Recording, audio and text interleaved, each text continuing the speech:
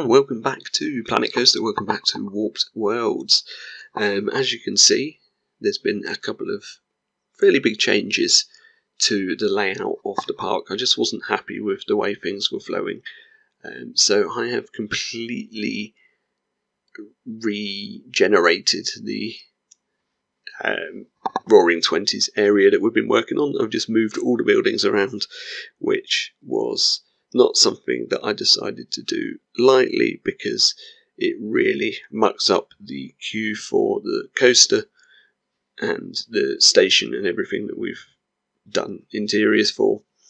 But I just really wasn't happy with the way the layout was going. So you can see a little bit of work that I did in that area then, and also giving the coaster a brand new layout. But that's not really the focus of today's video. We're actually building an entrance building for the park. I just wanted to, explain that I've completely redone the layout there because it does all make everything flow better together. And now, because of the way that I've done things and the rotation of everything, the guests have to go all the way around the park to get in, but we will make that look realistic later on, probably towards the end of the park build, and turn it into a car park and a roadway and stuff like that.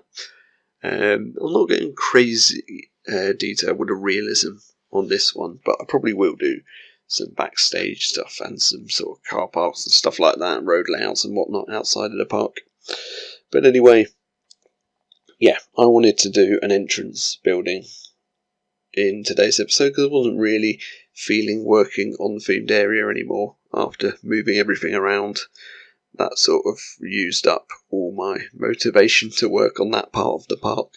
So I thought, let's build an entrance, which is always something I like doing, and it sort of sets the tone, really. I guess for the park is usually the thing I'll do first, but in this instant I decided that we'll start working on one of the areas of the park first, and now we're like 6 episodes in. I thought, we need an entrance, so that's kind of why I am working on this today, or rather when I did it.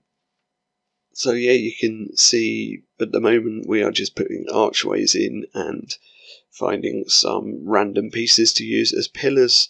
I'm trying to use some different pieces to what I normally use in this one to give it a bit of variation. You can see obviously the finished product in the thumbnail, and you'll see it at the end of the video in some nice cinematic shots. It's sort of medieval meets steampunk, I guess.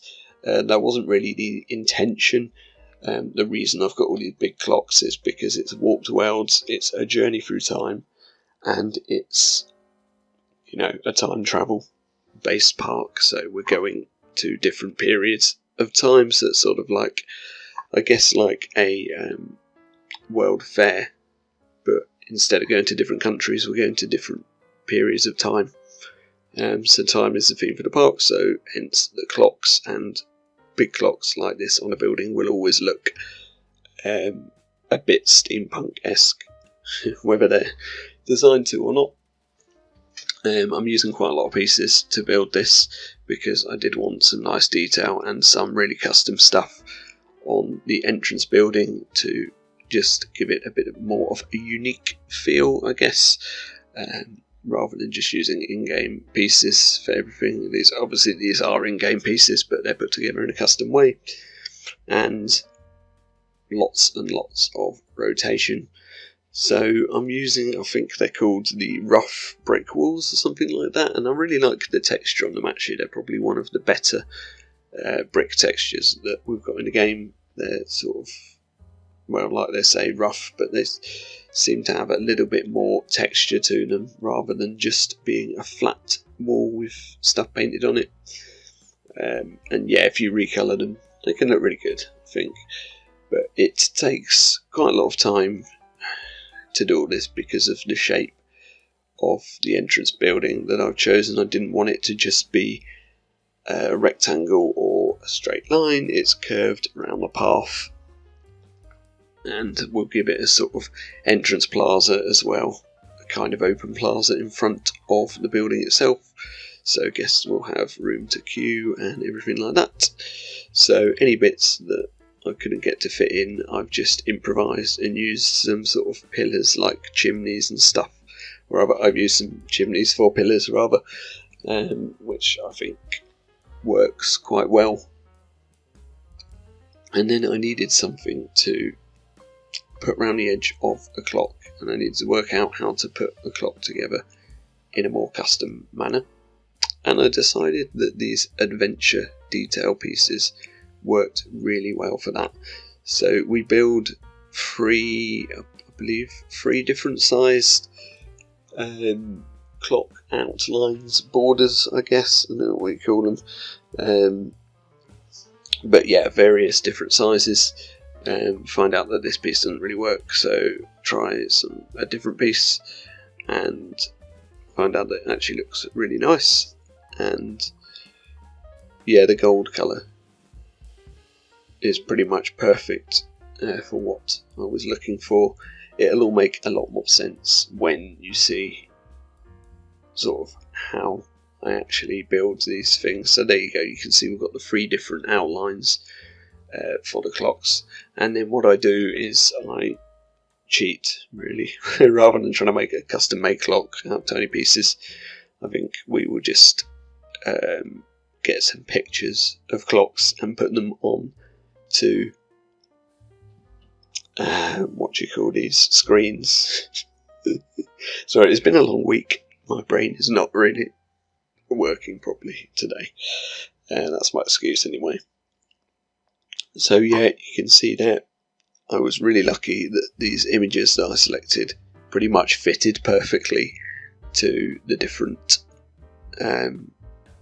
borders, things that I'd made, different outlines I'd made, and then it's just a case of putting them where I wanted. Sorry then if you heard my phone ping, I will put it on silent. Really professional commentary, isn't it? You'd expect no less if you watched this channel before. So there we go, we've got our clocks on our entrance, and obviously you can see that there's bits sticking out because of the way we've done it. So what I needed to do at this point is cover them up somehow. Although I say at this point, it actually takes me quite a while to get round to filling in all the gaps and everything like that. But yeah, it's just a case really of using various different borders around them, and I actually thought this additional border will work well to outline the outline. So the gold actually now looks like it's part of the clock, and then we've got this other border around the edge of it. And you know, sometimes like I have an idea in my head and it doesn't work when I try and build it in a game. Sometimes I'll look at loads of different reference images, have them out in front of me while I'm building, try and copy certain elements of them, if not like an entire building, and it's just not working for me. But this one was an exception to that, and yeah, as soon as I started putting these pieces on, I thought that is pretty much the look that I'm going for, pretty much the design that I was hoping for. You know, when you have something, like I say, envision in your head, so it's nice when that happens. It doesn't happen all the time. Here I'm toying with the idea as well of rotating some of them horizontally. Some of these rings, just to make it a little bit more out there, I guess. Make it a little more time travel-y. Yeah, don't really know what I was going for. It's just sort of, it's more of an abstract sort of idea, isn't it? In a way, yeah. We do put in a sign as well. You can see going in just a sec. Using, can't remember for the life of me which font I'm using, but one of the custom fonts on the workshop, so props to whoever made that font. There's loads of them, just go onto the Planet Coaster Steam workshop And the only problem I have a lot of the time with fonts and letters in this game is they're huge, which is, by no means discrediting people that have built these fonts, because I think they look great, and it's hard to make things much smaller in the game. But yeah, the letters are quite big, but I think that's fine for an entrance building like this. I think maybe for the queue for a ride, these letters might be a little bit too big, but yeah, they work fine for this entrance. And is this the one I stick with? I can't remember. I went and tried 2 different fonts. The first one I wasn't happy with, so I went back and tried another. I think this is the one that we stick with, and I've cut the bit of recording out of the video where I did the other one because it was getting rather long, and I've edited down and cut this video down quite a bit because I want to keep it, under half an hour, which I think we just about managed.